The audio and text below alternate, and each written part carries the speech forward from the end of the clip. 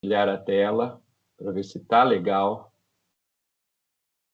Fazer o compartilhamento da tela aqui. Ok. Vamos lá. Sua câmera não está funcionando. Tente reconectar a solução de tente outro dispositivo. Por que a câmera não... Solução de problemas. Só entrar aqui na solução de problemas para ver. Reduzir.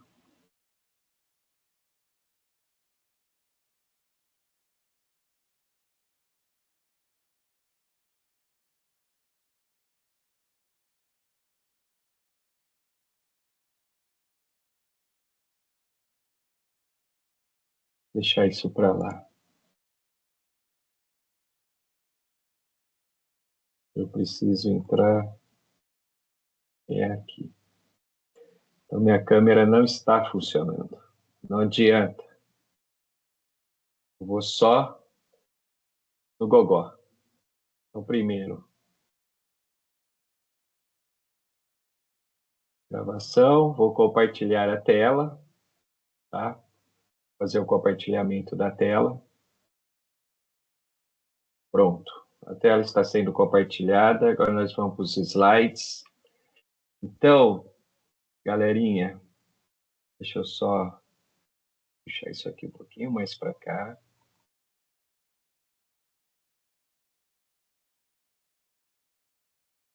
Como na sexta-feira passada eu não consegui dar aula para vocês, eu trouxe esse vídeo gravado por mim mesmo para a gente falar um pouquinho de DNA, tá?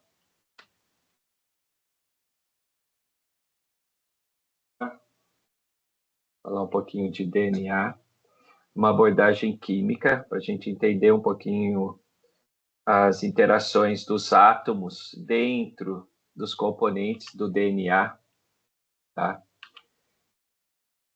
Então, o que vem a ser, a princípio, o DNA? O DNA, essa sigla, significa Desoxyribonucleic acid, tá? A sigla está moldada para o inglês, mas no português, o DNA significa ácido desoxirribonucleico, tá? O ADN. Qual que é a importância do DNA, né, aí para a nossa vida? O DNA, ele é responsável aí por carregar toda a carga genética que nós possuímos. Isso é, ele vai ser responsável por transcrições, por deixar ou até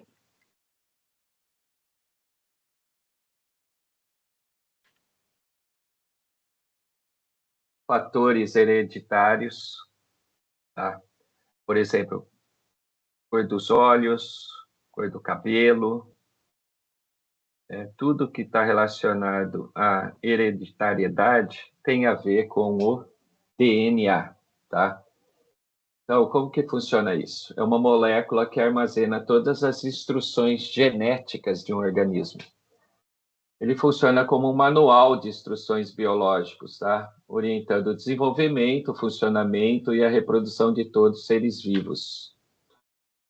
E na base do DNA estão os nucleotídeos. Quem são os nucleotídeos? Os nucleotídeos são formados pela base nitrogenada, tá? Aí tem algumas iniciais aqui, de bases nitrogenadas, pelo açúcar, tá? Que no caso é uma pentose, mas ela perde oxigênio, então ela vira uma desoxirribose, tá? E pelo grupo fosfato.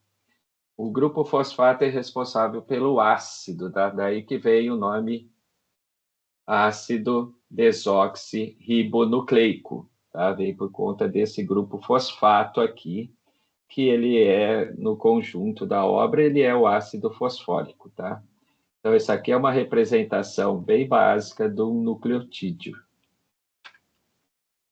E aqui a gente pode ver a molécula do DNA, tá? É como se fosse uma escada, né? Uma escada com dois braços e no meio da escada a gente tem os degraus. Tá? Cada degrau é representado aqui pelas bases nitrogenadas.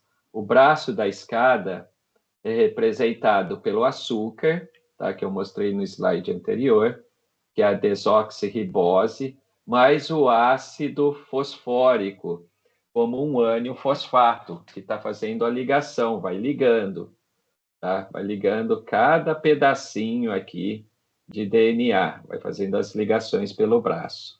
No meio, como vocês podem notar, nós temos as bases nitrogenadas, adenosina, a citosina, a guanina e a timina, tá? As bases nitrogenadas ficam no meio dessa escada e elas têm uma sequência lógica, tá? Cada sequência lógica é responsável por uma caractere, uma característica da pessoa ou do ser vivo, tá? E o que liga essas bases nitrogenadas, porque essa escada ela é feita de degraus serrilhados, tá? Por exemplo, C com G, citosina com guanina. No meio aqui tem uma ligação, como vocês podem perceber. Essa ligação aqui entre as bases nitrogenadas são chamadas ligações pontes de hidrogênio, que é um tipo de ligação intermolecular que o oxigênio é capaz de fazer. O oxigênio faz pontos de hidrogênio, tá? O nitrogênio também é capaz de fazer isso e o próprio hidrogênio. Tá? Depois a gente vai entender um pouquinho melhor sobre isso. Bom, dando sequência, o DNA, as bases nitrogenadas são, que nem a gente estava vendo no slide anterior, adenina, timina, citosina e guanina. A pentose, no caso aqui, é a desoxirribose, porque ela perde o oxigênio, tá? Quando ela faz a ligação ali, ela perde o oxigênio. Então, como que funciona esses nucleotídeos do DNA, tá? O fosfato está ligado ao açúcar, desoxirribose, que está ligado à base nitrogenada, ok? Então, tanto o açúcar, que eu estou passando a setinha aqui, quanto o fosfato são os braços da escada, ok? E a adenina aqui é uma base nitrogenada que vai estar ligada a uma outra base nitrogenada do outro lado do braço da escada, ok? Que vai ser formado também por o ácido, o açúcar e a base nitrogenada. Mas como vocês podem ver, ó, essa adenina aqui ela tem um formato e a guanina tem outro formato. Elas não se encaixam, né? Tem que ser tipo chave e fechadura. Então, eu posso perceber que a adenina só vai encaixar onde, pessoal? Olha só, a adenina vai encaixar com a timina. Então, a adenina não é capaz de fazer ligações pontos de hidrogênio com a guanina. Ela vai fazer com a timina, enquanto que a guanina faz com a citosina. Então, vamos ver isso um pouquinho melhor. Ó. Adenina, timina, citosina, guanina. E o que ocorre? A adenina, ela se liga à timina e a citosina se liga à guanina, pelo efeito da chave fechadura, tá? Então, isso é importante guardar, tá? A adenina só faz ligação com timina, citosina só faz ligação com guanina. Vamos dar sequência aqui. Ou seja, a fita complementar para a sequência abaixo será, por exemplo, eu pus uma sequência aqui de bases nitrogenadas, começando pela timina, adenosina, guanina, citosina, timina e adenina novamente, tá? Então, são meio que sinônimos, tá? Quando eu falo adenosina e adenina. Então, quais são as outras bases nitrogenadas que vão fazer parte aí do outro braço da escada. Timina, como eu disse para vocês, só faz ligação com a adenina, não é? A adenina só faz ligação com a timina. A guanina só faz ligação com a citosina. A citosina só faz ligação com a guanina. A timina só faz ligação com a adenina. E a adenina só faz ligação com a timina, ok? Então, quando aparecer um exercício que mostra somente um braço da sua escada, da sua base nitrogenada aí, né, do seu DNA, uma parte só, você será capaz de completar o outro lado, né, da base nitrogenada, porque você já vai ser esperto e vai guardar que a timina só faz ligação com a adenina, né? Então, onde tem timina, do outro lado, adenina. Onde tem adenina, do outro lado, timina. Onde tem guanina, do outro lado, citosina. Onde tem citosina, do outro lado, guanina, tá? Isso a gente tem que ter como base forte de conhecimento. E como essas fitas vão se conectar, tá? Elas vão se conectar, como eu disse para vocês naquele outro slide, pelas pontes de hidrogênio, tá? Chamados pontos de hidrogênio, ou pode ser chamadas ligações de hidrogênio, tá? É quando tem de um lado um hidrogênio disponível, do outro lado um oxigênio, e vai ter uma interação intermolecular bastante forte, capaz de deixar os dois braços da escada unidos. Certinho? Tá. Então, mostrando aqui para vocês. Esse slide ele é bem complexo, né?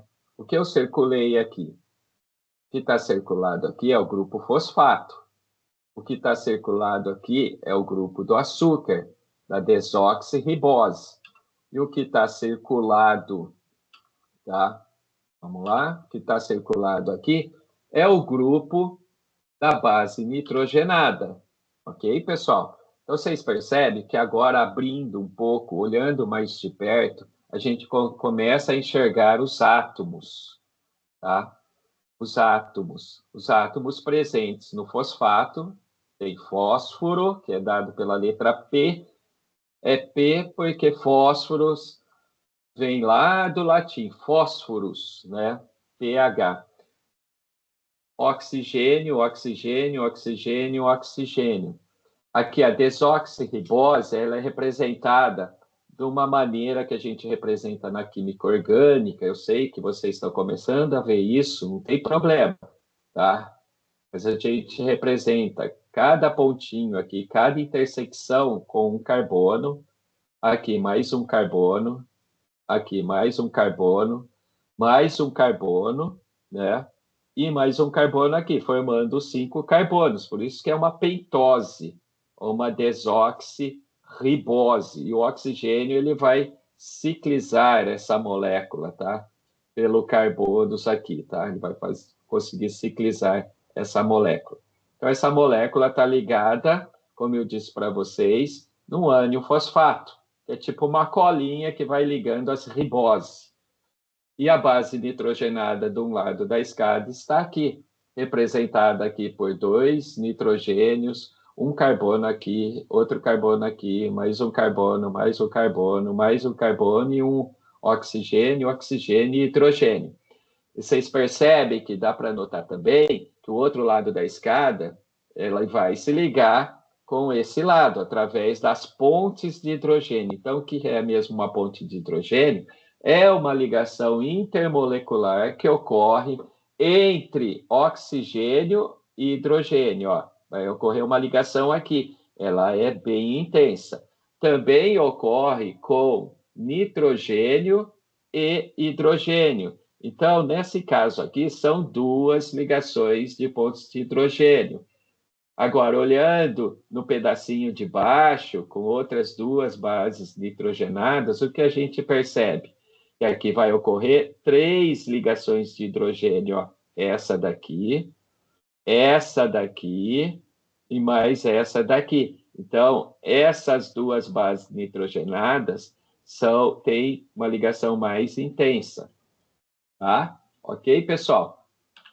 Dando sequência, vamos lá para a química dos elementos, né? Que era o que eu estava explicando para vocês durante a aula, né? Durante a aula da semana retrasada. Então, o carbono, na tabela periódica, ele responde pelo número atômico 6, né? Fazendo a distribuição eletrônica dele, ele é 1s2, 2s2, 2p2. A camada de valência, a camada 2. E a camada de valência tem 4 elétrons. Bom, professor, se eu não souber fazer a distribuição eletrônica, eu não guardei isso ainda, não tem problema. Você olhando uma tabela periódica, você vai notar que o carbono, ele é do período 2, que é dado pela camada de valência, e do grupo 14 da tabela periódica, tá? Tem uma regrinha que eu ensinei para vocês do primeiro ano de como localizar o carbono na camada, na tabela periódica. Quando termina com P, a gente soma o 2 do S mais 10 mais a quantidade de elétrons do P. Então, o carbono está no grupo 14. Se ele está no grupo 14, eu esqueço a dezena, tiro 1 e fico com o 4. Ele tem 4 elétrons na camada de valência, tá? Por isso que eu vejo que o carbono ele é capaz de fazer 4 ligações covalentes. Podem ser 4 ligações simples, podem ser 2 ligações duplas, como ocorre no CO2, que eu mostrei para vocês, tá? Pode ser uma tripla e uma simples, ou seja, são várias configurações que o carbono pode fazer as ligações dele, mas tem que ficar fixo na cabeça que o carbono faz 4 ligações covalentes. A ligação covalente ela é representada por um traço, tá? Ela é diferente da ligação iônica, que é representada por uma seta. Então, vamos olhar agora a química do oxigênio. O oxigênio, número atômico 8, distribuição eletrônica, com a camada de valência dele, com a camada de valência com 2, né? E 6 elétrons. Na tabela periódica, ele é do período 2 e do grupo 16, né? Que é S2 mais 10 mais P4 dá 16. Se ele é do grupo 16, eu esqueço a dezena e fico com o 6, o que bate com a nossa distribuição eletrônica aqui. Ele tem 6 elétrons na camada de valência. Então, se ele vai ficar estável, para o átomo ficar estável, ele precisa atender à regra do octeto, que é ficar com 8 elétrons na camada de valência. Logo, o nosso oxigênio, né, ele precisa de 2 ligações. Ele vai fazer 2 ligações. Ele pode tanto fazer 2 ligações simples, tá? 2 ligações simples, como ele faz com a água, né? Com o hidrogênio, H2O, o hidrogênio de um lado, outro hidrogênio do outro. Lógico que isso não vai ser linear, vai ser angular. Como ele pode fazer ligação dupla, como ele faz com o gás carbônico, como ele pode também fazer outro tipo de ligação, uma ligação dativa, tá? Que isso eu posso explicar depois, num outro momento. Vamos lá. Continuando, hidrogênio é o mais simples, né? É o átomo primordial, o primeiro átomo a surgir no universo. É muito incrível isso, pensar que o hidrogênio é nosso pai. Ele é o pai de todos os átomos. A partir dele foi surgindo os outros, não é? Essa é uma outra história que eu posso contar também em outro momento. Ele é um S1. A camada de valência dele tem um elétron, com certeza, né? Ele é capaz de fazer uma ligação covalente para estabilizar sua órbita com 2 elétrons. Então, ele foge da regra do octeto, que precisa de 8 elétrons na camada de valência. Ele fica igual ao gás nobre hélio, né? O He, que tem 2 elétrons e é um gás nobre, ou seja, não precisa fazer ligações químicas para ser estável. O hidrogênio ele fica com a configuração do hélio, então, com 2 elétrons, quando ele compartilha um outro elétron, ok? Vamos dar uma sequência, falar do nitrogênio, número atômico 7. Ele tem a distribuição eletrônica 1s2, 2s2, 2p3. Logo, ele tem a camada de valência 2, com 5 elétrons. Se ele tem 5 elétrons, ele precisa de 3 elétrons para estabilizar sua órbita com 8. Então, ele vai fazer, no caso aí, das ligações entre ametais, que são as covalentes, ele vai fazer 3 ligações, a princípio, mas ele tem o poder de fazer mais ligações. Por que ele tem o poder de fazer mais ligações? Ele tem elétrons livres, tá? Ele tem 5 elétrons na camada de valência. Esses outros 2 elétrons, ele pode fazer ligações coordenadas da ativa, tá? Então, ele é capaz de fazer isso. Eu vou explicar isso no exemplo do fósforo, ok, pessoal? Então, o nitrogênio ó, faz as 3 ligações dele aqui, tá? E o fósforo, que é o último, ele tem número atômico 15, a distribuição dele termina em 3s2, 3p3, ele tem 5 elétrons na camada de valência. Então ele é do mesmo grupo do nitrogênio? Sim, ele é do mesmo grupo do nitrogênio. Ele é do grupo 15, lembra lá? Grupo 15, 5 elétrons na camada de valência, S2 mais 10 mais P3, grupo 15, da tabela periódica. E ele tem 5 elétrons na camada de valência. Então, olha só. Aqui estão os 5 elétrons dele. 2 desemparelhados, que não fazem ligação com ninguém, a princípio, e mais 3 que estão aqui fazendo ligações covalentes simples. Então, esses 2 desemparelhados, ele consegue fazer ligação, que eu falei para vocês, que era a ligação covalente dativa, ok? Ou coordenada, onde somente ele empresta os elétrons. É como se fosse um agiota do bem. Ele empresta, ele não te cobra nada, mas os elétrons são deles, tá? São deles, no caso do fósforo, é dele, né? O mais correto a se falar. Os elétrons é do fósforo. Ele pode só emprestar para o outro átomo para ele ir usando, mas sabe-se que pertencem ao fósforo. E o outro átomo não vai participar com nenhum elétron aqui para fazer o compartilhamento, tá?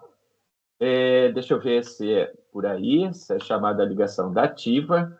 Aqui só um slide mais divertido, mostrando a importância aí do DNA, né? DNA, importante demais, né, no dia a dia, né? Porque ele mostra como é possível a gente chegar à conclusão que uma pessoa é realmente ou não pai de uma outra pessoa, não é? Por conta dessas características que são inerentes à família, né? Ao DNA e ao RNA de uma determinada linhagem, ok, pessoal? Isso a gente pode ver também com mais calma depois, tá? Então, vou voltar naquele slide, voltando naquele que mostra.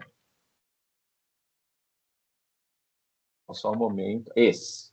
Tá vendo aqui, ó, as ligações químicas entre os átomos? Então, só para a gente finalizar. Ó, hidrogênio faz uma ligação, tá vendo? Uma só. Nitrogênio faz 3. Ele faz com esse átomo de carbono, com esse átomo de carbono e com esse hidrogênio. Carbono, que está aqui, ó, omitido, porque a gente pode omitir carbonos em moléculas orgânicas. A gente sabe que ele está no vértice. Vértice é o encontro de duas linhas, tá? Então, o carbono, ele está fazendo, ó, 2 ligações com oxigênio aqui e mais uma com cada nitrogênio, totalizando aí as 3 ligações dele, não é? Desculpa, as 4 ligações do carbono. Me atrapalhei aqui. 4. 1, 2, 3, 4. Aqui, mais uma vez, o nitrogênio. Aqui, o oxigênio, fazendo as 2 ligações dele. E eu queria chamar a atenção para o fósforo. Lembra que eu falei para vocês que ele é capaz de fazer 3 ligações simples, ó, tracinho? São ligações simples. E mais uma coordenada. Então, essa coordenada ele está fazendo com oxigênio, tá? Ó. É como se estivesse emprestando para o oxigênio aqui. Sem o oxigênio, tem necessidade de participar com os elétrons dele. Certinho? Beleza, pessoal? Então, espero que vocês tenham entendido isso. Essa aula está gravada, eu vou colocar lá na nossa conversa, dentro da sala, e vou mandar também. Vou ver se eu consigo mandar também pelo WhatsApp. Não é certeza, mas estará gravado e ficará lá na nossa sala. Beleza? Forte abraço.